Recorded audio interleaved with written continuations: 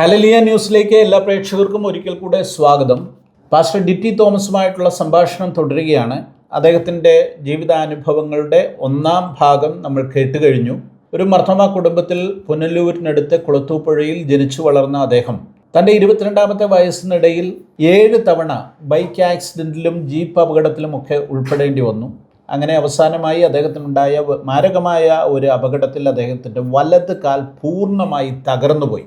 അങ്ങനെ തകർന്നുപോയി 6 മാസം ബെഡ് റിഡനായി കിടന്നിരുന്ന ഒരു മനുഷ്യൻ ദൈവത്തിൻ്റെ വലിയ ഇടപെടലിലൂടെ പൂർണ്ണ സൗഖ്യം പ്രാപിച്ച് എഴുന്നേൽക്കുകയും തൻ്റെ ജീവിതത്തെ കർത്താവിന് വേണ്ടി സമർപ്പിക്കുകയും ചെയ്ത കഥയാണ് കഴിഞ്ഞ എപ്പിസോഡിൽ നമ്മൾ കേട്ടത്. അദ്ദേഹം തൻ്റെ ജീവിതാനുഭവങ്ങൾ നിരന്തരമായി ദൈവം അദ്ദേഹത്തെ അത്ഭുതകരമായി നടത്തിയ വിധങ്ങൾ വീണ്ടും വിവരിക്കുകയാണ്. ആ കഥയിലേക്ക് നമുക്ക് വീണ്ടും പ്രവേശിക്കാം. ഡിറ്റി പാസ്റ്റേ, ഈ ഡിറ്റി എന്നുള്ള പേരിൻ്റെ അർത്ഥം എന്തുവാ? ഡിറ്റി എന്ന് പറഞ്ഞാൽ എ ലിറ്റിൽ സോങ്, അതേക്കൊണ്ട് വേറെ അർത്ഥമൊന്നുമില്ല. ഇല്ല, നമ്മുടെ ആൻറ്റിമാരിട്ടൊരു പേരാണ്. എന്നാലും വ്യത്യസ്തമുള്ള ഒരു പേരാണ്. അതൊക്കെ റേറാ. ഓക്കെ, നമ്മൾ കഴിഞ്ഞ എപ്പിസോഡിൽ പറഞ്ഞത് ദൈവം അത്ഭുതകരമായി സൗഖ്യം നൽകിയാണ്. അതുപോലുള്ള ജീവിതാനുഭവങ്ങൾ വീണ്ടും ജീവിതത്തിൽ ഉണ്ടായിട്ടുണ്ടെന്നല്ലേ പറഞ്ഞത്? അതെ, തീർച്ചയായും. ഒന്ന് വിശദീകരിക്കാമോ? നമ്മൾ കഴിഞ്ഞ എപ്പിസോഡിൽ പറഞ്ഞു നിർത്തുന്നത് ഗൾഫിൽ ഒരു ജോലിയിലേക്ക് പ്രവേശിക്കുന്നതിനെ കുറിച്ചാണ്. എങ്ങനെയാണ് ജോലി കിട്ടിയ ഗൾഫിൽ? എന്നുവെച്ചാൽ അത് ഞാൻ പറയുന്നതിന് മുമ്പിട്ട് എനിക്ക് ചെറിയ കാര്യങ്ങളോട് പറയാനുണ്ട്. ഓക്കെ. ഈ നാട്ടിലായിരുന്ന സമയത്ത് ഈ ഗൾഫിൽ പോകുന്നതിന് മുമ്പിട്ട് എൻ്റെ ജീവിതത്തിൽ വളരെ കഷ്ടതയെ കൂടെ പോയിരുന്ന ഒരു വ്യക്തിയാണ്. കഷ്ടതയെന്ന് പറഞ്ഞാൽ, കഷ്ടം എന്ന് പറയാൻ സാമ്പത്തികമല്ലല്ലോ. ഉണ്ട്, സാമ്പത്തികം, ജോലിയുണ്ട്, എഞ്ചിനീയറായിട്ട് ജോലി ചെയ്യുന്നു. ജോലി ഉണ്ടെങ്കിൽ പോലും ഞാൻ വീട്ടിൽ നിന്ന് ഇറങ്ങേണ്ട ഒരു സാഹചര്യം ഉണ്ടായി. വീട്ടിൽ നിന്ന് എല്ലാം പാക്ക് ചെയ്ത് വീട്ടിൽ നിന്ന് ഇറക്കി വിടുന്ന ഒരു സാഹചര്യം. എന്തിനാ?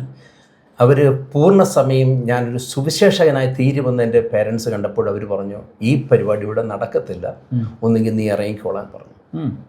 അങ്ങനെ വീട്ടിൽ നിന്നും ഇറങ്ങേണ്ട ഒരു സാഹചര്യം ഉണ്ടായി. എങ്ങോട്ട് പോകണമെന്നറിയത്തില്ല, എന്ത് ചെയ്യണമെന്നറിയത്തില്ല. അതിൽ എനിക്ക് എൻ്റെ ജീവിതത്തിൽ അനുഭവം മനസ്സിലാക്കിയ കുറച്ച് അനുഭവങ്ങളുണ്ട്. ആ കാലഘട്ടത്തിൽ ഞാൻ ഏകനായിരുന്നു. ഏകനെന്ന് പറഞ്ഞു കഴിഞ്ഞാൽ, ഒരു പാസ്റ്റർമാരെ അനേകരെ അറിയാമെങ്കിലും ആരും നമ്മളെ സഹായിക്കാനോ ആ രീതിയിൽ സഹായിക്കാനോ മുന്നോട്ട് വരാൻ പറ്റാത്തൊരു കാലഘട്ടം ഉണ്ടായിരുന്നു. ആരുമില്ല, ആശ്രയിക്കാൻ ഒരിടമില്ല. എന്നാൽ ഒരിക്കലും പ്രതീക്ഷിക്കാത്തവരാണ് എന്നെ കടന്നു വന്നത്, എൻ്റെ ജീവിതത്തിൽ കടന്നു വന്നത്. ഈവൻ ദോ ഒരു വർഷം കഴിഞ്ഞപ്പോഴത്തേക്ക് നല്ലൊരു ഷർട്ട് മാറ്റിയിടാൻ ഇല്ല. നല്ലൊരു ആഹാരം കഴിച്ചിട്ട് മാസങ്ങളായി. അനേക തവണ ഞാൻ കിടന്നുറങ്ങിയത് റെയിൽവേ സ്റ്റേഷനിലാണ്, എറണാകുളത്ത് ചെല്ലുന്ന സമയത്ത്. അല്ല, ഇതിനകത്തൊക്കെ ഒരു അസ്വാഭാവികത തോന്നുന്നത് എന്താണെന്നറിയോ? ഒരു എഞ്ചിനീയർ ബിരുദധാരിയാണ്, ജോലിയുണ്ട്. അപ്പോൾ അങ്ങനെയുള്ള ഒരാളെ സംബന്ധിച്ചിടത്തോളം ഇങ്ങനത്തെ അനുഭവങ്ങളിലൂടെ പോകേണ്ട കാര്യമില്ലല്ലോ. അതിന് കാരണമെന്ന് പറഞ്ഞു കഴിഞ്ഞാൽ, ഇടയ്ക്ക് ജോലി ഉണ്ടെങ്കിലും പൈസയെല്ലാം ഉണ്ടെങ്കിൽ പോലും പല മേഖലകളിൽ സുവിശേഷ സംബന്ധമായിട്ടൂടെ വെള്ളി ശനി ഞായർ സുവിശേഷ വേല ചെയ്യുന്നത് കൊണ്ട് പല മേഖലകളിൽ ചെന്നാലും നമ്മളെ സുവിശേഷയ്ക്ക് വിളിച്ചിട്ട് നമ്മളെ പറഞ്ഞു വിടുന്ന ഒരു അനുഭവമാണ്. ആരും ഒന്നും തരത്തില്ല, ഒന്നും തരാറുമില്ല, എക്സ്പെക്റ്റ് ചെയ്യാറുമില്ല. എന്നാൽ ഇതിൻ്റെ ഇടയ്ക്ക് കാലഘട്ടങ്ങളിൽ ജോലി ഇല്ലാതിരുന്നൊരു സമയമുണ്ടായിരുന്നു. ആ സമയത്ത് നമ്മളെ ആരും കൈക്കൊള്ളത്തില്ല. മനസ്സിലായില്ലോ? അത് ഏറ്റവും കൂടുതൽ കൈക്കൊള്ളാത്തത് നമ്മുടെ ബന്ധുക്കാരും സ്വന്തക്കാരുമൊക്കെയാണ്. പല അനുഭവങ്ങളും ആഹാരം കഴിക്കുന്നിടത്തുനിന്ന് വിളിച്ചിറക്കി വെളിയിലടച്ച കഥകളുണ്ട്. നമ്മുടെ കൂടപ്പറപ്പുകൾ പോലും നമ്മളെ കണ്ടു കഴിഞ്ഞാൽ നമ്മളെ കളിയാക്കിയാണ് വിളിക്കുന്നത്, പാസ്റ്റർ എന്ന് കളിയാക്കി ആ സമയത്ത് വിളിക്കുന്നത്. എങ്കിൽ പോലും നമ്മളെ ഒരു നികൃഷ്ട ജീവിയെ പോലെ കാണുന്ന ഒരു അനുഭവം ഉണ്ടായിരുന്നു. അതേപോലെ തന്നെ അനേക തവണ ഞാൻ കിടന്നുറങ്ങിയിരിക്കുന്നത് റെയിൽവേ സ്റ്റേഷനിലാണ്. പലപ്പോഴും മീറ്റിങ്ങിന് പോകുമ്പോഴൊക്കെയും അവിടൊക്കെയും ദൈവത്തോട് കരഞ്ഞ് പ്രാർത്ഥിക്കുമ്പോൾ ഒരു 3-ാമത്തെ ദിവസം ദൈവത്തിൻ്റെ ഒരു വിടുതൽ പോലെ പലരും ഒരിക്കലും പ്രതീക്ഷിക്കാത്ത ദൈവമക്കൾ കാണുവാനും കേൾക്കുവാനും അനുഭവങ്ങൾ ഒത്തിരി ഉണ്ടായിട്ടുണ്ട്. ഒരു എക്സാമ്പിൾ പറഞ്ഞു കഴിഞ്ഞാൽ, ഞാൻ അഞ്ചൽ ഒരു മീറ്റിംഗ് കഴിഞ്ഞിട്ട് വന്ന് നിൽക്കുമ്പോൾ എങ്ങോട്ട് പോകണമെന്ന് അറിയത്തില്ല, വീടില്ല, പോകാനായിട്ട് നിൽക്കുമ്പോഴാണ് കൊട്ടാരക്കരയുള്ള തൃക്കണമംഗലത്തിലുള്ള ഒരു സന്തോഷ് പാസ്റ്റർ എന്നെ വന്ന് കാണുന്നത്. അന്നേരം ആ പാസ്റ്റർ പറയുന്ന ഒരു കാര്യമുണ്ട്, ഞാൻ ഡിറ്റിയെ തിരക്കി അങ്ങോട്ട് വരികയായിരുന്നു. അദ്ദേഹത്തിൻ്റെ വീട്ടിൽ ഒത്തിരി നാളുകൾ എന്നെ പാർപ്പിച്ചു. ഓക്കെ. അപ്പം അങ്ങനെ രണ്ടാമത്തെ ഒരു അനുഭവം എന്ന് പറയാനായിട്ട്, ഞാനൊരു സാക്ഷ്യം പറയുന്ന സമയത്ത് ഒരു ആൻറ്റി എൻ്റെ സാക്ഷ്യം കേട്ടിട്ട് കുവൈറ്റിൽ നിന്ന് വന്നു. ഈ ആൻറ്റി കുവൈറ്റിൽ നിന്ന് വന്നു, എന്നെ കാണാനായിട്ട് വന്നു. ആൻറ്റി ആണെങ്കിൽ എൻ്റെ അടുത്ത് പറഞ്ഞു, മോനെ ഞാൻ നാളെ കുവൈറ്റിൽ നിന്ന് തിരിച്ചു പോവുക, എനിക്ക് നിൻ്റെ പ്രായത്തിലുള്ള 2 മക്കളുണ്ട്, എനിക്ക് കുറച്ച് തുണി എടുക്കണം എന്ന് പറഞ്ഞു. ഞാൻ പറഞ്ഞു അതിനെന്താ, ഞാൻ കൂടെ വരാം. ആൻറ്റി തുണി എടുത്തു, കൂടെ വന്നു.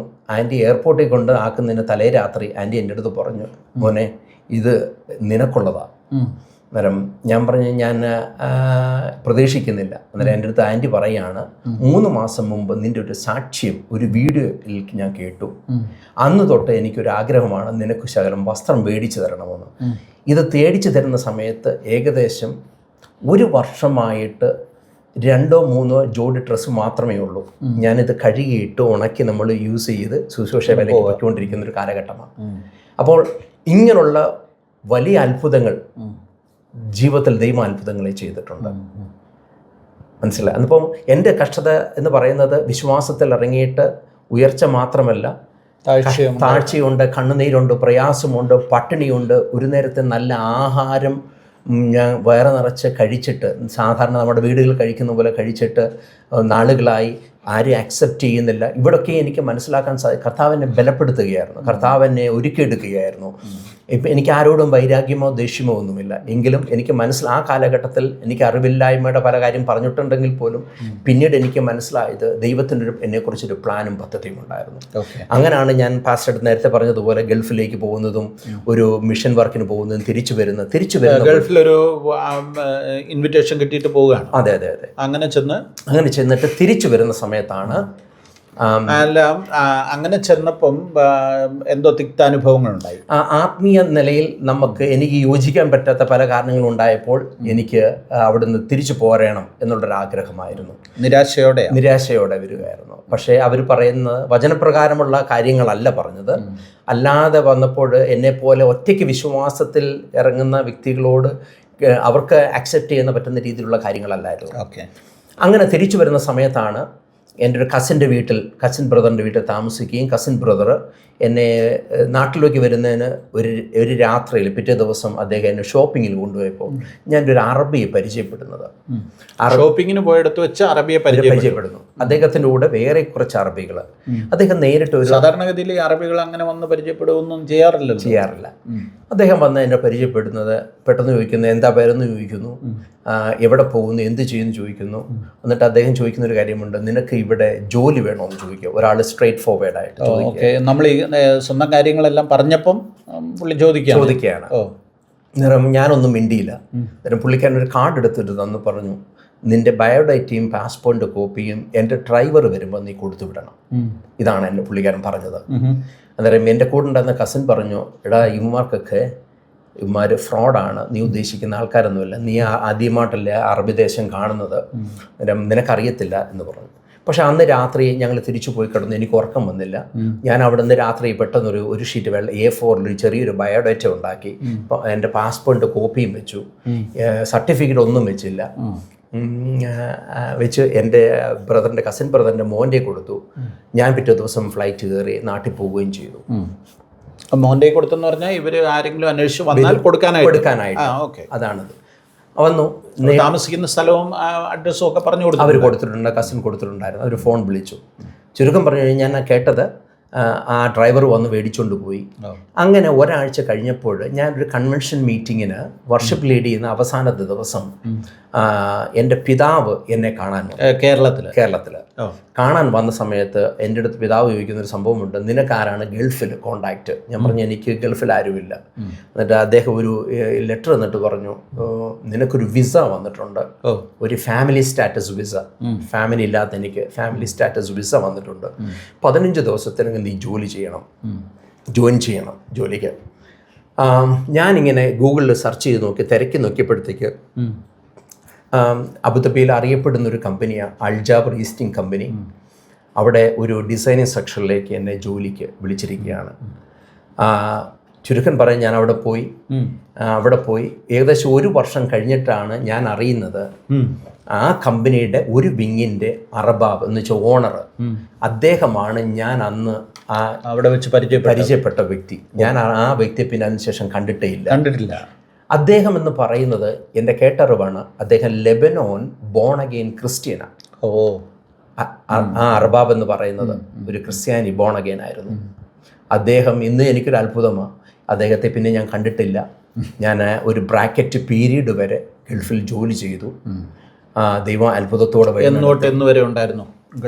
ഞാൻ 2004 ജനുവരി വരെ ഉണ്ടായിരുന്നു. 2001 കഴിഞ്ഞിട്ടാണ് ഞാൻ അങ്ങോട്ട് പോകുന്നത്. 2004 ഫെബ്രുവരിയിൽ എൻ്റെ കല്യാണം നടന്നു.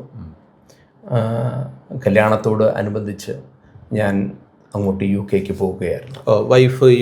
വൈഫ് ആ സമയത്ത് പുള്ളിക്കാരി 2000 UK പോയ വ്യക്തിയായിരുന്നു. വൈഫും അതേപോലെ തന്നെ കോട്ടയംകാരാണ്. അവരും ക്നാനായ സഭയിൽ നിന്ന് പേരെന്തോ വൈഫ് മായ ക്നാനായ സഭയിൽ നിന്ന് അവരൊറ്റയ്ക്ക് അപ്പനും അമ്മയും 4 മക്കളും അടങ്ങുന്ന ഒരു കുടുംബം ഒറ്റയ്ക്ക് വിശ്വാസത്തിലേക്ക് 2000 മുമ്പ് അവരൊറ്റയ്ക്ക് വിശ്വാസത്തിലേക്ക് വന്നൊരു കുടുംബമാണ്. ആ ഒരു കുടുംബത്തിൽ നിന്നാണ് ഞാൻ വിവാഹം കഴിച്ചിരിക്കുന്നത്. ആ വിവാഹം വന്നതും ഒരു അത്ഭുതം പോലെ. അതെ, ഒന്നിനു പുറകെ ഒന്നായിട്ട് ഇങ്ങനെ ദൈവം എനിക്ക് വേണ്ടി കർത്താവിൻ്റെ ദാസനെ എല്ലാവരും കല്യാണം കൊണ്ടുവരുമെങ്കിലും എൻഡ് ഓഫ് ദ സ്റ്റോറി എന്ന് പറയുന്നത് അവരെല്ലാവരും എല്ലാ പെന്തക്കോസ്റ്റ് പാസ്റ്റേഴ്സും അവരെല്ലാവരും പറയുന്നൊരു കാര്യമാണ്, മോൻ മാത്രമല്ല ഒറ്റയ്ക്ക് വിശ്വാസത്തിലുള്ളൂ, കുടുംബം വിശ്വാസത്തിൽ അല്ലാത്തത് കൊണ്ട് ഞങ്ങളുടെ പെൺകുട്ടിയെ നിങ്ങൾക്ക് തരുവാൻ ബുദ്ധിമുട്ടാണ്. ഒറ്റയ്ക്ക് വിശ്വാസത്തിൽ വന്നു എന്നുള്ള ഒറ്റ കാരണത്താൽ എനിക്ക് സപ്പോർട്ടില്ല. അപ്പോൾ ഞാൻ വിശ്വസിക്കുന്നത് എല്ലാവരും വിശ്വാസം പറയുന്നുണ്ടെങ്കിൽ പോലും ഇവരിൽ ഒരു വിശ്വാസമോ ഒരു വിശ്വാസത്തിൻ്റെ എലമെൻറ്റ് കുറവാണ്, ഒരു ടെസ്റ്റിമണി കാണുന്നില്ല. അപ്പം അച്ഛനറിയാം 2000 മുമ്പ് ഒറ്റയ്ക്ക് വിശ്വാസത്തിൽ ഇറങ്ങുന്ന ഒരു വ്യക്തിയുടെ അവസ്ഥയെന്ന് പറഞ്ഞാൽ അന്ന് ഇന്നത്തെ പോലെ ഒരു ചർച്ച് സപ്പോർട്ടോ പാസ്റ്റർ സപ്പോർട്ടോ ഒരു സഭ സപ്പോർട്ടോ ഒരു ദേശം സപ്പോർട്ടോ നമ്മൾ ചുരുക്കമായിട്ട് ഒറ്റയ്ക്ക് വിശ്വാസത്തിൽ ഇറങ്ങുന്നവരെ കണ്ടിട്ട് പോലുമില്ല. മനസ്സിലായില്ലേ? നമ്മൾ തിരക്കി പിടിച്ചാൽ ഒളിച്ചും പാത്തും ആരെങ്കിലും ഉണ്ടെന്നേ ഉള്ളൂ, അല്ലാതെ ഒരു വിശ്വാസത്തിൽ ഒരു ബോണഗേൻ എന്ന് പറയാൻ ഫ്രണ്ടോട്ട് വരാൻ പറ്റിയ ഒരു കുടുംബങ്ങളോ കാര്യങ്ങളോ ഒരു വ്യക്തികളോ ഇല്ലാത്തൊരു കാലഘട്ടം. ആ കാലഘട്ടത്തിലാണ് ഞാൻ ജീവിച്ചത്. ആ കാലഘട്ടത്തിലാണ് ഒറ്റയ്ക്ക് സുവിശേഷം പറയുന്നത്. മാത്രമല്ല വീട്ടുകാരെല്ലാം എതിർപ്പാണ്, എല്ലാവരും എതിർപ്പും താനോ. എൻ്റെ അപ്പൻ്റെ വീട്ടുകാർ അമ്മയുടെ വീട്ടുകാർ പിന്നെ ആരും വീട്ടിൽ കയറ്റത്ത് പോലുമില്ല, ഞാൻ പെന്തക്കോസിലായതുകൊണ്ട്. കാരണം അവരെല്ലാവരും പാസ്റ്റർ വരുന്നു, പാസ്റ്റർ കളിയാക്കിയാണ് പറയുന്നത് കേട്ടോ. അന്ന് തൊട്ട് അവർ പറയുന്നത് പാസ്റ്റർ നമ്മുടെ കുടുംബത്തിലൊരു പാസ്റ്ററായി കളിയാക്കി പറയുന്നേ, കാര്യമായിട്ട് പറയുന്നേ അല്ല, കളിയാക്കി പറയുന്നതാണ്. പക്ഷേ ഇവരുടെയൊക്കെ മധ്യത്തിൽ ദൈവം അനുഗ്രഹിച്ചു എന്നുള്ളതാണ് മറ്റൊരു വലിയൊരു അത്ഭുതം എന്ന് പറയുന്നത്. അത് എൻ്റെ ജീവിതത്തിൽ ദൈവത്താലുള്ളൊരു അത്ഭുതമേ ഉള്ളൂ. നമ്മൾ വിവാഹത്തെക്കുറിച്ചാണ് പറഞ്ഞു വന്നത്, അത് ഒന്നും കൂടെ വിവാഹത്തോടെ ഞാൻ ഏറ്റവും തന്നെ എൻ്റെ മാതാവും പിതാവും പറഞ്ഞു, നിൻ്റെ ഉദ്ദേശം എന്താണ്, എന്താ കല്യാണം കഴിക്കുന്നില്ലേ എന്ന് ചോദിച്ചു. അന്നേരം ഞാൻ പറഞ്ഞു, ഇങ്ങനൊരു ബോണഗെയിനായിട്ടുള്ള ഒരു പെൺകുട്ടി അല്ല, വീട്ടിൽ നിന്ന് ഇറക്കി വിട്ട് കഴിഞ്ഞിട്ട് പിന്നെയും അവരുമായിട്ട് കണക്ഷനുണ്ട്. ഞാനും അവിടുന്ന് ഇറങ്ങി വിട്ടെങ്കിലും ഞാൻ ഗൾഫിൽ പോയതിന് ശേഷം എല്ലാവരുമായിട്ട് നല്ല കണക്ഷനും ബന്ധമായി. ആത്മീയ തലത്തിൽ മാത്രമേ ഉള്ളൂ ഞങ്ങൾ ശത്രുത, അല്ലാത്ത രീതിയിൽ ശത്രുത ഒന്നുമില്ല. അപ്പം മാതാവും പിതാവും എന്ന നിലയ്ക്ക് ഒരു മകൻ 10-25 വയസ്സാവുന്നു, കല്യാണത്തിൻ്റെ ബുദ്ധിമുട്ടുള്ളത് കൊണ്ട് അവരിങ്ങനെ ചോദിക്കും, നീ കല്യാണം കഴിക്കും, കോമണായിട്ട് ചോദിക്കുന്ന കാര്യങ്ങളാണ്. അവന് ഞാൻ പറയാറുണ്ട്, ബോണഗാനായിട്ടുള്ള ഒരു ഹിന്ദുവോ ഒരു മുസ്ലിം കുട്ടിയായാലും ഹിന്ദു കുട്ടിയായാലും ക്രിസ്ത്യാനി കുട്ടിയായാലും ദൈവത്തെ അറിഞ്ഞ ഒരു പെൺകുട്ടിയെ ഞാൻ കല്യാണം കഴിക്കത്തുള്ളൂ. അതെൻ്റെ വാശിയായിരുന്നു. അങ്ങനെ എൻ്റെ ഒരു സഹോദരൻ പഞ്ചസാര പാത്രം പൊതിഞ്ഞുകൊണ്ട് വന്നൊരു പത്രത്തിൽ ഒരു പരസ്യം കാണുകയാണ്. അന്നേരം ഈ കടക്കാരൻ പൊതിഞ്ഞു കൊടുത്തു വിട്ടത് അന്നത്തെ ഞായറാഴ്ചത്തെ ന്യൂസ് പേപ്പറാണ്. ഈ പേപ്പർ കടക്കാരന് തിരിച്ചു വേണമെന്നുള്ളതുകൊണ്ട് പഞ്ചസാര തട്ടിയിട്ടിട്ട് ഈ പേപ്പർ മടക്കി മേശപ്പുറത്ത് വെച്ചു. മമ്മി ഇങ്ങനെ നോക്കുമ്പോൾ ഇതിൻ്റെ അകത്ത് എഴുതിയിരിക്കുന്നു, ഒറ്റയ്ക്ക് വിശ്വാസത്തിലിറങ്ങിയ കർത്താവിന് വേണ്ടി നിൽക്കുന്ന സുവിശേഷകരോ അല്ലാത്തവരായ ബോണഗേനായിട്ടുള്ള വ്യക്തികളിൽ നിന്ന് കുടുംബത്തിൽ നിന്ന് വിവാഹ ആലോചന ക്ഷണിക്കുന്നു. അങ്ങനെയാണ് മമ്മി ഇവൻ പോയി രക്ഷപ്പെടട്ടെ അങ്ങനെ ഇരിക്കുമ്പോഴാണ് ഈ ഒരു വിവാഹത്തെ വിളിക്കുന്നത്. ഇവനൊരു പെണ്ണ് എങ്ങനെയും കിട്ടട്ടെന്നുള്ള അവരും എക്സ്പെക്ട് ചെയ്യുന്നത് ബോൺ അഗൈൻ ആയിട്ടുള്ള ഒറ്റയ്ക്ക് വിശ്വാസത്തിലുള്ള കർത്താവിന് വേണ്ടി നിൽക്കുന്ന ഒരു ആൾക്കാരായിരിക്കണം മക്കളുടെ ജീവിതത്തിന് വരേണ്ടത് എന്നുള്ളൊരു കാഴ്ചപ്പാടാണ്. ചുരുക്കം പറഞ്ഞു കഴിഞ്ഞാൽ വിളിച്ചു, മമ്മി പോയി അവിടെ കണ്ടു, പിന്നെ അറിയുന്ന അവർ UK-കാരാണെന്ന്. മമ്മി ആദ്യം അവർ ഫോണിൽ കൂടെ വിളിച്ച് പറഞ്ഞായിരുന്നു, UK എന്ന് അറിഞ്ഞായിരുന്നു. പക്ഷേ ആദ്യം ഇത് ഫോണിൽ കഴിഞ്ഞിട്ടാണിത് അറിയുന്നത്. ചുരുക്കം പറഞ്ഞു കഴിഞ്ഞാൽ അച്ഛാ 2 ആഴ്ച കൊണ്ട് എൻ്റെ ഉറപ്പ് നടന്നു, കല്യാണം നടന്നു. വീട്ടുകാരുടെ സഹകരണത്തോടു കൂടി. പക്ഷേ ഞാൻ എക്സ്പെക്റ്റ് ചെയ്തത് 10 പേര് പോലും എൻ്റെ കല്യാണത്തിന് കാണത്തില്ലെന്ന്. തമാശയല്ല പറഞ്ഞത്, സീരിയസ് ആയിട്ടാണ് പറഞ്ഞത്. കാരണം പെന്തക്കോസ് കല്യാണം നടക്കുക. ആദ്യം അപ്പൻ്റെയും അമ്മയുടെയും കുടുംബത്തിൽ ആദ്യത്തെ പെന്തക്കോസ് കല്യാണം നടക്കുക. എൻ്റെ അപ്പൻ്റെ ഫാമിലിയും അമ്മയുടെ ഫാമിലിയും ഒത്തിരി മെമ്പേഴ്സുള്ള കുടുംബങ്ങളാണ്. അപ്പൻ്റെ വീട്ടിൽ 10-11 പേരുണ്ട്, അവരുടെ മക്കൾ കൊച്ചുമക്കൾ ഫാമിലിയാണ്. അമ്മയുടെ വീട്ടിലും ഉണ്ട് 10-12 മക്കൾ, അവരും മക്കളും കൊച്ചുമക്കളും അവരുടെ കസിൻസും വലിയ ഫാമിലിയാണ്. അന്നേരം അപ്പോൾ അങ്ങനെ ഈ കല്യാണം നടന്നപ്പോൾ എനിക്ക് മനസ്സിലായ കാര്യമുണ്ട് വെച്ചാൽ, ഞങ്ങൾ എക്സ്പെക്റ്റ് ചെയ്താൽ 1200 പേര് പങ്കെടുത്തു. 1200 പേര് ആ സമയത്ത് പങ്കെടുത്തു. ഇത് വന്നവരൊക്കെ കല്യാണത്തിന് വന്നതല്ല, പെന്തക്കോസ് കല്യാണം കാണാൻ വന്നതാ, അല്ലാതെ. എന്നിട്ട് 2 ഇവൻ ആരാ പെണ്ണ് കൊടുത്തേ, പെണ്ണിനെയും കൂടെ കാണണം. അതാണ് മുഖ്യ ലക്ഷ്യം. 2 കാര്യമായിരുന്നു.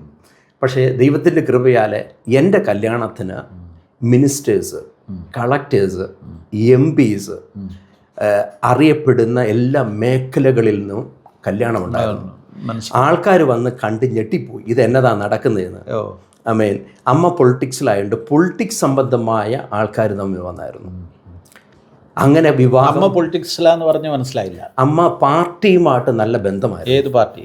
കമ്മ്യൂണിസ്റ്റ് പാർട്ടിയുമായിട്ട് നല്ല ബന്ധമുണ്ടായിരുന്നു. മമ്മിക്ക് കമ്മ്യൂണിസ്റ്റ് മാത്രമല്ല കോൺഗ്രസ്സിലും ആൾക്കാരുമായിട്ട് നല്ല ബന്ധമായിരുന്നു. മമ്മി വിദേശ വനിതകളുടെ സെക്രട്ടറി ആയിരുന്നു ഒരു കാലഘട്ടത്തിൽ. കെ കരുണാകരൻ്റെ അടുത്ത ആളായിരുന്നു. അങ്ങനെ ഈ പലരുടെയും രാഷ്ട്രീയ ബന്ധങ്ങൾ ഭയങ്കരമായിരുന്നു, വളരെ അടുപ്പമായിരുന്നു. എന്ത് കാര്യം സാധിക്കണമെങ്കിൽ മമ്മി വിചാരിച്ചാൽ നടക്കുന്ന ഒരു സമയമുണ്ടായിരുന്നു കേരളത്തിൽ. 2, എനിക്ക് ഫസ്റ്റ് ഇൻവിറ്റേഷൻ കിട്ടിയത്, കല്യാണം കഴിഞ്ഞ് അന്ന് വൈകിട്ട് എൻ്റെ ഇൻവിറ്റേഷൻ കിട്ടിയത് കൊട്ടാരത്തിലായിരുന്നു. തിരുവനന്തപുരം പത്മനാഭപുരം കൊട്ടാരത്തിൽ ലക്ഷ്മി ഭായ് തമ്പുരാട്ടി അവരായിരുന്നു ഞങ്ങൾക്ക് ഫസ്റ്റ് ഇൻവിറ്റേഷൻ തന്നത്. മമ്മിയായിട്ട് കൊട്ടാരത്തിന് ഭയങ്കര അടുപ്പമായിരുന്നു. കൊട്ടാരത്തിൽ അന്ന് രാജ അവർക്കൊക്കെ നല്ല അടുപ്പമായിരുന്നു. അപ്പോൾ മമ്മിയായിട്ട് നല്ല പേഴ്സണലി ബന്ധമുണ്ടായിരുന്നു. അവർക്ക് ഒഫീഷ്യലി ഇങ്ങനെയുള്ള കല്യാണങ്ങൾക്ക് വരാൻ ഒക്കത്തില്ല, ഭയങ്കര റൂൾസ് ആൻഡ് റെഗുലേഷൻസ് ഉള്ളു. അതുള്ളതുകൊണ്ട് ഞങ്ങളുടെ കല്യാണം കഴിഞ്ഞിട്ട് വൈകിട്ട് ഞങ്ങൾക്ക് ഇൻവിറ്റേഷൻ തന്ന് കോഫി തന്നത് കൊട്ടാരത്തിൽ വെച്ചായിരുന്നു. അപ്പം ഇതൊക്കെ നോക്കുമ്പോൾ ഞങ്ങളുടെ ജീവിതം നോക്കുന്നത് ദൈവത്തിൻ്റെ ഒരു ദൈവം മാനിച്ചെന്നൊക്കെ പറയത്തില്ല, അവനെ ദൈവം മാനിച്ചു എന്ന രീതിയിൽ ദൈവം ശരിക്കും ഞങ്ങളെ മാനിക്കുകയായിരുന്നു. അങ്ങനെ ഞാൻ 2004 ഫെബ്രുവരിയിലേക്ക് കല്യാണം കഴിഞ്ഞ് 2 ആഴ്ചക്കുള്ളിൽ മൂവ് ചെയ്ത് UK ജോലി രാജിവെച്ച് പോവുകയായിരുന്നു. മായയാണ് വൈഫ്. അതെ. ഓക്കെ, കുടുംബത്തെക്കുറിച്ച് ഒന്ന് വിശദീകരിക്കാമോ? മക്കൾ ആരൊക്കെയാ? അച്ഛാ, കല്യാണം കഴിഞ്ഞിട്ട് 22 വർഷമായി. വൈഫ് മായ കോട്ടയം സ്വദേശിയാണ്. മകൻ 2 മക്കൾ, ആമക്കളാണുള്ളത്. മൂത്ത മകൻ എഫ്രൈം ഡിറ്റി. അദ്ദേഹം construction management and civil engineering പഠിക്കുന്നു, 2nd ഇയർ. രണ്ടാമത്തെ മകൻ ഈതൻ ഡിറ്റി +2 പഠിക്കുന്നത്. മൂത്ത മകനും സുവിശേഷ വേല ചെയ്യാനാണ് ആഗ്രഹം 2 പേർക്കും. പക്ഷേ അദ്ദേഹം മൂത്ത മകനിപ്പോൾ വർഷിപ്പ് ലീഡർ, പ്രീച്ചിങ്, യൂത്ത്സിൻ്റെ ഇടയിലൊക്കെ മിഷൻ വർക്കായിട്ട് ചെയ്യുകയാണ്. ഇതാണ് ഇപ്പോൾ ഞങ്ങൾ 23ാമത്തെ വർഷമായത് UK സെറ്റിൽഡായിട്ട്. അതെ, ഇതാണ് ഞങ്ങളുടെ ചെറിയ വിവാഹം കഴിഞ്ഞിട്ട് 23 വർഷത്തിലേക്ക് കടക്കുന്നത്. അതെ. അങ്ങനെ UK ചെന്ന് പിന്നീട് UK ചെന്ന് അച്ഛാ ഞങ്ങൾ ഒരു പ്രയർ ഗ്രൂപ്പ് തുടങ്ങി. 2009 അവസാനം വരെ പ്രയർ ഗ്രൂപ്പ് ഉണ്ടായിരുന്നു. ദൈവം അത്ഭുതത്തോടെ വഴി നടത്തി. അവിടെ ചെറിയൊരു ബിസിനസ് സ്റ്റാർട്ട് ചെയ്തു. അത് സക്സസ് ആയില്ല. എൻ്റെ പ്രൊഫഷണൽ ജോലി ചെയ്യാൻ വേണ്ടി ഞാൻ 1 വർഷം ദൈവത്തോട് പ്രാർത്ഥിച്ചു. 1 വർഷം കഴിഞ്ഞപ്പോൾ ഒരു അത്ഭുതം പോലെ എൻ്റെ പ്രൊഫഷനിൽ എനിക്ക് ജോലി കിട്ടി. പ്രോജക്റ്റ് എഞ്ചിനീയറായിട്ട്. ഒരിക്കലും എൻ്റെ അറിവിൽ എൻ്റെ പ്രൊഫഷനിൽ പഠിച്ച ആൾക്കാർ ഒരു 200-250 മലയാളീസ് അവിടെ ഉണ്ട്. ഇന്ന് വരെ ആർക്കും ജോലി കിട്ടിയിട്ടില്ല. പ്രൊഫഷണൽ ജോലി കിട്ടിയില്ല, ആർക്കും കിട്ടിയിട്ടില്ല. പക്ഷേ എൻ്റെ പ്രൊഫഷനിൽ എനിക്ക് ദൈവം ഒരുക്കി, ഒരു വഴി ഒരുക്കി. 2005 തൊട്ട് ഇന്നുവരെയും ഞാൻ എൻ്റെ പ്രൊഫഷനിലാണ് ജോലി ചെയ്യുന്നത്. ഞാൻ അവിടുത്തെ ടോപ്പ് 10 കമ്പനികൾക്ക് വേണ്ടിയിട്ട് വർക്ക് ചെയ്യുക. പ്രോജക്റ്റ് എഞ്ചിനീയറായിട്ട് അവിടെ ചെന്നിട്ട് പഠിച്ചു. എൻ്റെ ലൈസൻസ് എടുത്തു. വർഷത്തിൽ എന്നും ഞാൻ പഠിച്ചുകൊണ്ടിരിക്കുക, എന്നും പഠിക്കുന്നൊരു കുട്ടിയാണ്. കാരണം ഞാൻ എൻ്റെ കോഴ്സ് അനുസരിച്ച് അവിടുത്തെ ലോ അനുസരിച്ച് ഓരോ പൊസിഷനിൽ പോകണമെങ്കിൽ എവരി 3 വർഷം, എവരി 2 വർഷം, ഓരോ വർഷം പഠിച്ചുകൊണ്ടേയിരിക്കണം. ഇല്ലെങ്കിൽ നമ്മുടെ പ്രൊഫഷൻ നമ്മൾ താന്നു പോകും. നമ്മൾ അപ്ഡേറ്റഡ് ആയിക്കൊണ്ടിരിക്കണം, എപ്പോഴും ചെയ്തുകൊണ്ടിരിക്കും. അതുകൊണ്ട് പഠിച്ചുകൊണ്ടേയിരിക്കുക. എക്സാംസ് ഉണ്ട്, സില്ലി കാര്യങ്ങളല്ല. മനസ്സിലായി. 2005 തൊട്ട് ഞാൻ 2004 തൊട്ട് 2005 വരെ സാധാരണ ഒരു ജോലി ചെയ്യുന്നൊരു വ്യക്തിയായിരുന്നു. എൻ്റെ ജീവിതത്തിൽ ഇങ്ങനെ പറയത്തില്ല, കണ്ണടച്ച് തുറക്കുന്നതിന് മുമ്പിട്ട് ദൈവം ഒരു ഓപ്പണിംഗ് തുറക്കുമായിരുന്നു. ഓക്കെ. എന്ന് വെച്ച് കഴിഞ്ഞാൽ താഴ്ന്ന നിലത്തിൽ നിന്ന് ഞാനൊരു ഹയർ ലെവലിലേക്ക് ദൈവം പെട്ടെന്ന് തന്നെ ഉയർത്തുകയായിരുന്നു എൻ്റെ ജീവിതത്തിൽ. അന്ന് തൊട്ട് ഞാൻ ഒരു പ്രോജക്റ്റ് എഞ്ചിനീയറായിട്ട് വെള്ള കമ്പനികളിൽ വർക്ക് ചെയ്യുന്നു. ഞങ്ങൾ മെയിൻ കമ്പനികളാണ് വർക്ക് ചെയ്യുന്നത്. നമ്മുടെ കീഴിൽ 10-20 കമ്പനികളുണ്ട്. ഈ 10-20 കമ്പനികളിൽ എഞ്ചിനീയേഴ്സ് ഉണ്ട്. ഈ എഞ്ചിനീയേഴ്സിനെ നോക്കുക എന്നുള്ളതാണ് എൻ്റെ ജോലി. അപ്പം അച്ഛൻ ചിന്തിച്ചോണം, ഞാനൊരു സാധാരണ ഗ്രാമത്തിൽ ജനിച്ചു വളർന്നൊരു വ്യക്തി ബ്രിട്ടീഷ് രാജ്യത്ത് പോയി ഒരു കമ്പനിയുടെ ടോപ്പ് ഹെഡായിട്ട് ദൈവം മാറ്റും എന്നതിന് മുഖ്യ തെളിവാണ് ഞാനെന്ന് പറയുന്നത്. അത് കഴിഞ്ഞിട്ട് ബ്രിട്ടീഷ് ഡിഫൻസിന് വേണ്ടി വർക്ക് ചെയ്തു വർഷങ്ങൾ. ന്യൂക്ലിയർ പ്രോജക്റ്റുകൾ, സ്കൂൾസുകൾ, എയർപോർട്ടുകൾ, അങ്ങനെ ടോപ്പ് 10 രംഗത്തെല്ലാം ഈ കൺസ്ട്രക്ഷൻ ഫീൽഡിലാണ് എല്ലാം വർക്ക് ചെയ്യുന്നത്. ഞാൻ ബ്രിട്ടീഷ് ഡിഫൻസിലൊക്കെ വർക്ക് ചെയ്യണമെങ്കിൽ ഒരു ടെസ്റ്റ് മണി വേണമെങ്കിൽ പറയുന്നത് അവിടെ ജനിച്ചു വളർന്നവർക്ക് മാത്രമേ ന്യൂക്ലിയർ പ്രോജക്റ്റിൽ വർക്ക് ചെയ്യാനുള്ള റൈറ്റ് ഉള്ളൂ. ഇല്ലാത്തവർക്ക് വരുത്തർക്ക് ജോലി ചെയ്യാൻ പറ്റത്തില്ല. അവിടെ നീ ജനിച്ചിരിക്കണം, ജനിച്ച വ്യക്തിയായിരിക്കും, ക്വാളിഫൈഡ് ആയിരിക്കണം. ഇല്ലാത്തൊരു വ്യക്തിക്ക് അവിടെ വർക്ക് ചെയ്യാൻ പറ്റത്തില്ല. പക്ഷേ UK ന്യൂക്ലിയർ പ്രോജക്റ്റിലും ആർമിയിലും വർഷങ്ങളോളവും അതിൻ്റെ ഹെഡായിട്ട്, പ്രോജക്റ്റ് എഞ്ചിനീയറായിട്ട് ഹെഡായിട്ട് ദൈവം വർക്ക് ചെയ്യാൻ ഇടയാക്കി. ഞാൻ ന്യൂക്ലിയർ പ്രോജക്റ്റിൽ ആദ്യം ചെല്ലുന്ന സമയത്ത് ഏകദേശം 640 പേരാണ് ഒരു ഓഫീസിൽ. അവിടെ നോക്കുമ്പോൾ ഫുള്ള് വെള്ളക്കാരായിരിക്കുന്നത്. എന്നെ ഇൻ്റർവ്യൂ ചെയ്തു. എൻ്റെ പൊസിഷനിൽ ക്വാളിറ്റീസ് ഇൻസ്പെക്ഷനാണ്. ഞാൻ ക്വാളിറ്റി ഇൻസ്പെക്ഷൻ പ്രോജക്റ്റ് എഞ്ചിനീയറാണ്. ഈ ടൈറ്റിലേക്ക് അവർ 1 വർഷമായിട്ട് ആൾക്കാരെ നോക്കിയിട്ട് കിട്ടുന്നില്ല.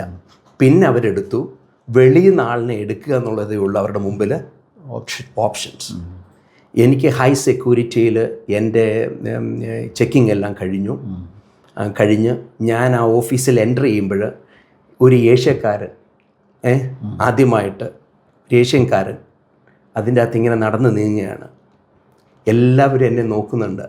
ഏതോ ഇല്ല അന്യഗ്രഹത്തിൽ നിന്ന് ഒരു ജീവി വന്ന് നമ്മുടെ മുമ്പിൽ പെട്ടെന്ന് വരിക.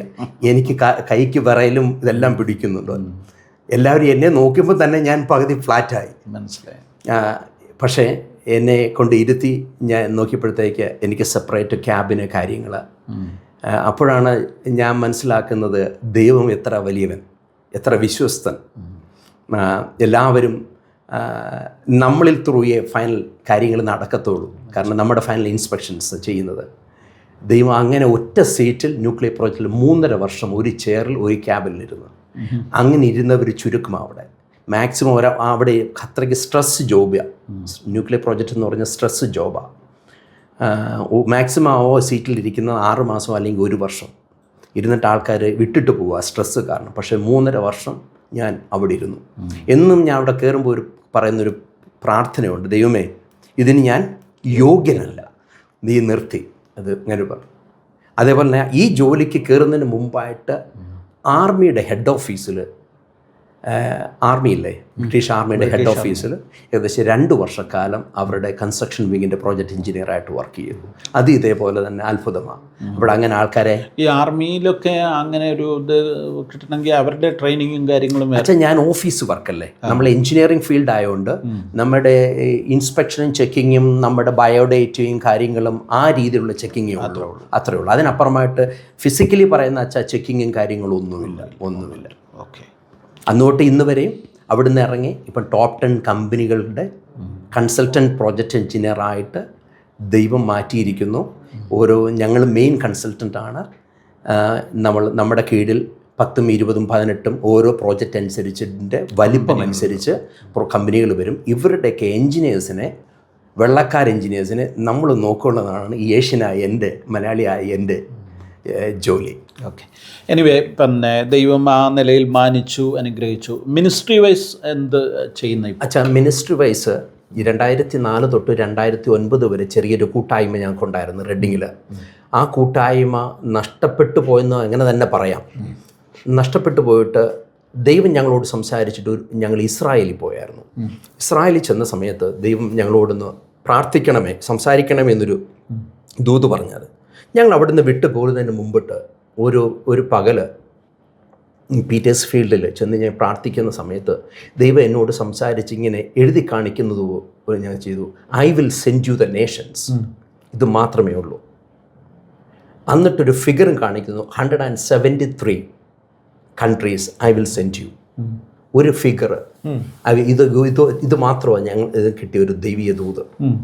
അങ്ങനെയാണ് തിരിച്ചു വന്ന് 2010 ആഫ്രിക്കയിൽ ക്രിസ്ത്യൻ മിഷണറിയിൽ ഞാൻ പങ്കെടുക്കാനായിട്ട് ദൈവം ഒരു ഓപ്പർച്യൂണിറ്റി കിട്ടുന്നത്.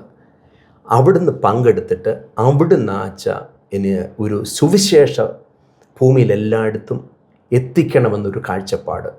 അത് ഒരിക്കലും കേട്ടിട്ടില്ലാത്ത വില്ലേജുകളായാലും ദേശങ്ങളായാലും പോകണമെന്ന് തോന്നിയത്. അന്ന് തൊട്ട് ഇന്ന് വരെയും മിഷൻ വർക്കുകൾ ഇങ്ങനെയുള്ള രാജ്യങ്ങളിൽ പോയി കൺവെൻഷന് പ്രീച്ച് ചെയ്യുമ്പോൾ തന്നെ അവിടെയുള്ള ചുറ്റുമുള്ള വില്ലേജുകളിൽ ആരും പോകാത്ത സ്ഥലത്ത് പോയി സുവിശേഷം പറയുക, കർത്താവിന് വേണ്ടി അനേകരോട് സംസാരിക്കുക. ഇതാണ് ഞാൻ ചെയ്തു വരുന്നത് കഴിഞ്ഞ ഒരു 10-15 വർഷമായിട്ട്. അത് ഏഷ്യയുടെ രാജ്യങ്ങൾ, ആൻഡമാന്, മലേഷ്യ, ബോർഡർ ഓഫ് പാകിസ്ഥാൻ, ഇന്ത്യയുടെ ഓൾമോസ്റ്റ് സ്റ്റേറ്റ് എല്ലാം പോകാറുണ്ട്. പിന്നെ ആഫ്രിക്കൻ രാജ്യങ്ങൾ, സൗത്ത് ആഫ്രിക്ക പോകാറുണ്ട്. പിന്നെ യൂറോപ്പ് രാജ്യങ്ങൾ പോകാറുണ്ട്. മിഡിൽ ഈസ്റ്റിൽ, സൗദി ഒഴിച്ച് മിഡിൽ ഈസ്റ്റ് രാജ്യങ്ങളിലെല്ലാം പോയി കിട്ടുന്ന അവസരം സുവിശേഷ വേല ചെയ്യുന്നുണ്ട്. കൺവെൻഷൻ ക്രൂസൈഡുകൾ കൂടുതലാണ് ഞാൻ പ്രീച്ചായിട്ട് ചെയ്യുന്നത്. കർത്താവിൻ്റെ അതോടൊപ്പം എൻ്റെ സാക്ഷ്യവും പറയുക. ഇതെല്ലാം ഫ്രീ ഓഫ് കോസ്റ്റ് ആണ്. ഇന്ന് വരെ പണം വാങ്ങിയല്ല, എല്ലാം ഫ്രീയാണ്. ഇന്ന് എന്നെ കേൾക്കുന്ന ആരെങ്കിലും ഉണ്ടെങ്കിൽ ഈ ഭൂമിയിൽ എവിടെയെങ്കിലും ഫ്രീ ആയിട്ട് സുവിശേഷം എത്തിക്കണമെന്ന് ആഗ്രഹമുണ്ടെങ്കിൽ നിങ്ങൾ എന്നെ വിളിക്കുക. ഒരു ചായയുടെ പൈസ പോലും എനിക്ക് തരണ്ട. അതാണ് എൻ്റെ എയിം. ഓക്കെ. കർത്താവ് ധാരാളമായിട്ട് അനുഗ്രഹിക്കട്ടെ. വളരെ അത്ഭുതങ്ങളുടെ, മിറക്കിൾസിൻ്റെ സാക്ഷ്യമായിരുന്നു കേട്ടത്. ഒപ്പം ദൈവം നൽകിയിരിക്കുന്ന ദർശനപ്രകാരം മുന്നോട്ട് പോകാൻ കർത്താവ് സഹായിക്കട്ടെ. ഇനിയും അത്ഭുതങ്ങൾ കാത്തിരിക്കുന്നു എന്ന് പ്രതീക്ഷിക്കാം. ആമേൻ. കർത്താവ് അനുഗ്രഹിക്കട്ടെ.